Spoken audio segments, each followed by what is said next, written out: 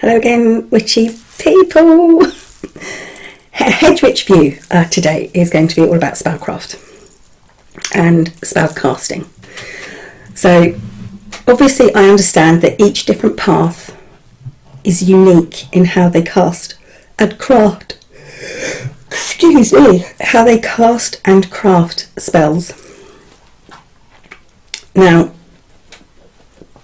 spellcrafting is not just the art of casting a spell. It's everything you put before it. Now, for people who like ritual, casting circles, calling quarters, lighting candles, setting up altars, I think a lot of people do this to kind of get their energy flowing, to raise their energy. For some witches, including me, this depletes my energy. The energy I put in to the effort of casting circles and doing an altar and everything else, it actually takes away from my own personal energy. I would rather gather that energy from inside, and if I haven't got enough energy inside, I will concentrate on gathering the energy from outside to draw in. So to craft a spell, what do you need? As a hedge witch, I need three things. The three I's, the most important three I's, and that is imagination, intuition, and sometimes, most importantly, just a little bit of insanity. It does help to think if you're a little bit crazy, because that helps with your imagination. Let's face it, people that aren't quite normal have a brilliant imagination. I'm not quite normal. I'm a little bit insane. A little bit insanity's got to be good, right? So, when crafting a spell, the first thing I have to do is, first of all, know what I'm casting. Know what I'm creating this spell for. What I want the result to be. And that's where it starts. Because you have to be very focused on exactly what your intent is before you even begin. That is your step one, crafting a spell. And to be honest, I don't think it matters what path you follow. That should be the same. Because if you can't concentrate on the one aim of your spell, you can't really cast it. I never cast and craft a spell if I'm angry, because I can't. When I'm angry, my brain is all over the place, so I can't cast it if I can't concentrate on what I'm supposed to be trying to achieve. So don't lick me, Barclay's hit, Barclay's just here. You're being a little poopsie do, aren't you? Yes, you are. Don't lick me. So, finished? Good. So that has to be your starting point has to be, what do I want to achieve? And to clear your head, to concentrate and focus entirely on it, what it is that you want to achieve. So when you've done that, obviously if it was part of your practice, now would be probably when you would gather the items that you need, cast a circle, and do the ritual that you need to do to perform the spell, to actually begin to craft and then cast the spell. Now, dog, you're going to have to go down to the side. Sit there, baby. I am very much a person who has to visualise things, and to visualise things, I like to write them down. I don't have to write them down, but it does sometimes make it easier. So the spell crafting, the design of the spell, if you like, then goes on to write down exactly, because I need a plan. And it's like having a shopping list. And if that takes the form of a spell, an actual spell, then so be it. If I want to put together the words. The words aren't as important as what you personally mean when you say them or even think them. If you don't think you've got quite the right word. It's what you feel it means that matters, because that's your intent and your intention of that word.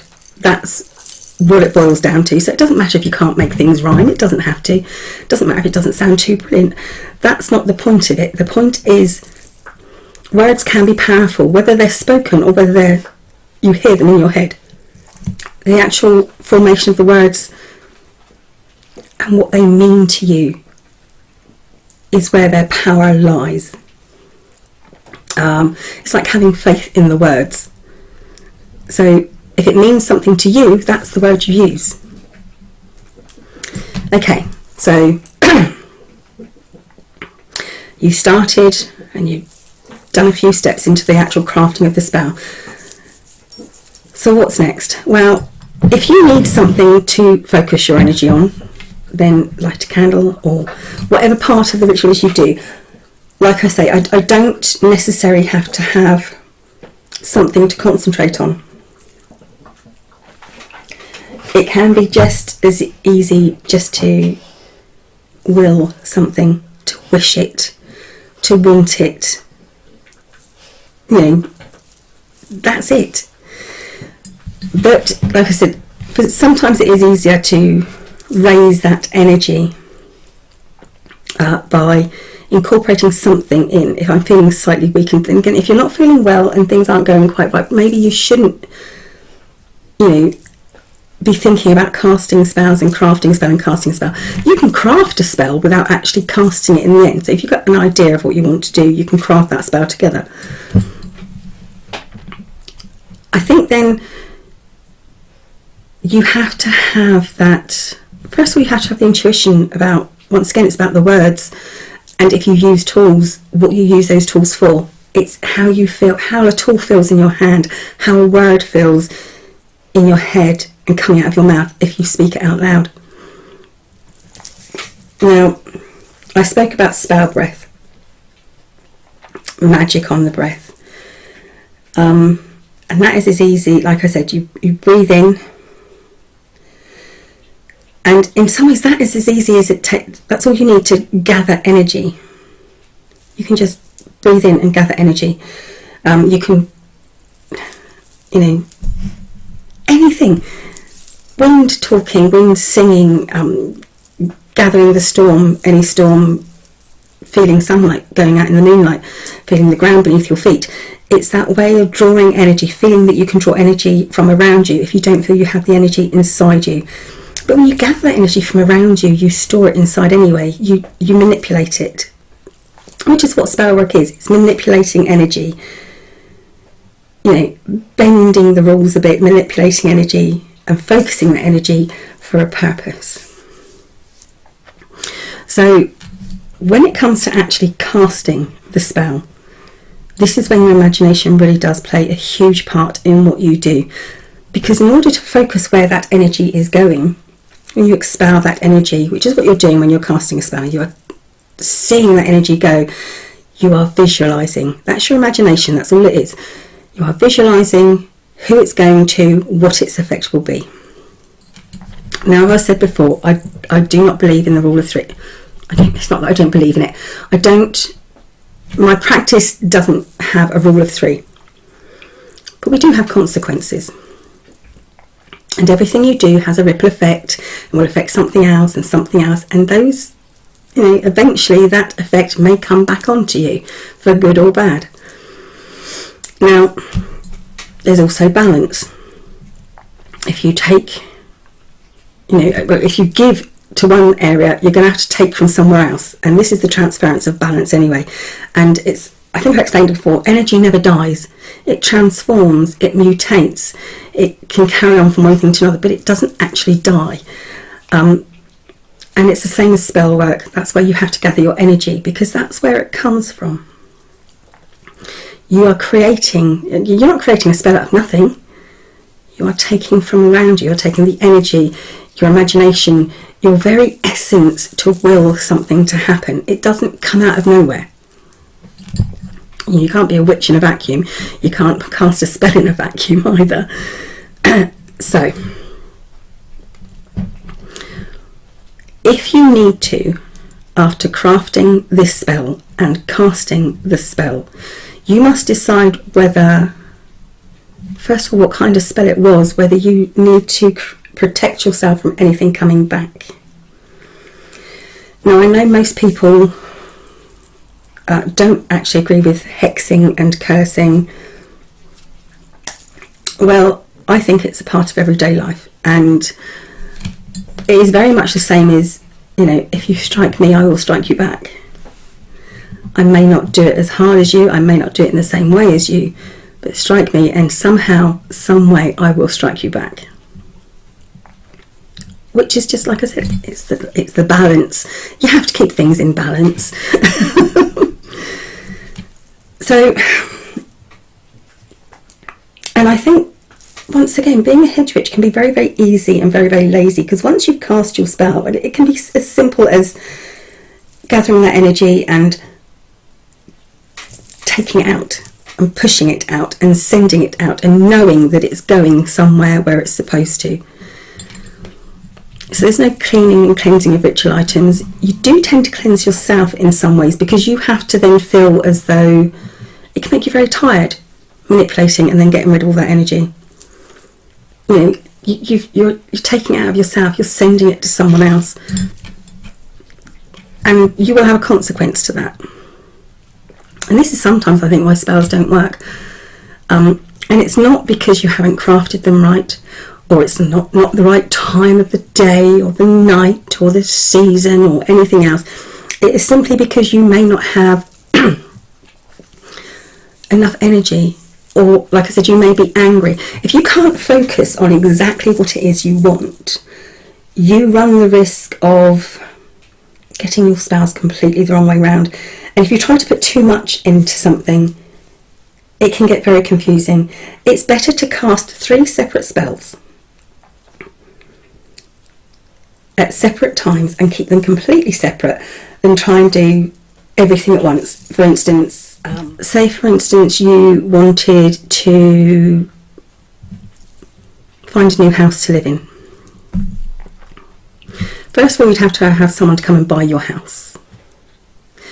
Then you want to have someone who wants to give up their house. And then you have to find somewhere that you like that someone wants to give up. So if you cast a spell for all these things together, I want to cast a spell for someone to come and buy my house, and for me to find the perfect house somewhere else, you know, and find my perfect home, and for someone to want to give up that perfect home. If you try to cast this all at the same time in one big spell, you might get slightly confused and things will get muddled up and too many crossed wires, and it may be that the person whose house is the perfect house will end up thinking that that's their perfect house, so they don't want to move because they found their perfect house. And yeah, your wires can get crossed and things can get muddled up. So don't try to put too much into it all at once. That also helps concentration and focus, because if you only have one simple thing to focus on, then you know, you're not going to be split. Your energies aren't split, so your thoughts aren't split, so it makes it much, much easier.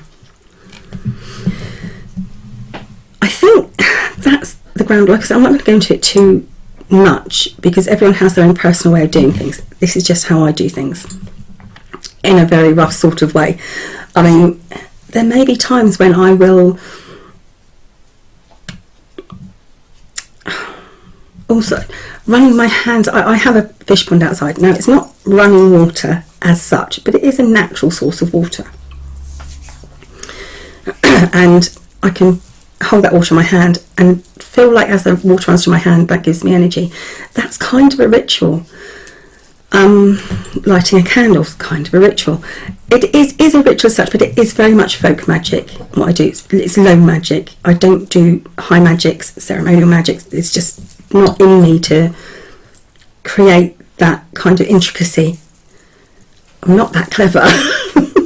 If you can do that and that's part of your practice, then I salute you. I really do, because it's, like I said, it's too intricate for me. I need to keep things very, very simple so that things don't go wrong and things don't get confused, because that's what works for me. So the basics are all the same. You have to have this, you have to craft a spell before you cast a spell. And it's the way you craft it that can be important, because you have to understand the limitations, but also you have to understand how amazing you can be. And if you haven't got the energy inside you or around you, and what you do is not rising that energy for you and creating that upsurge of energy for you, then you're not in the right frame of mind to cast a spell. So there you go. That's just a little talk on spellcrafting and spellcasting from me. I'll be back soon. Thank you very much for watching, witchy people. Bye for now.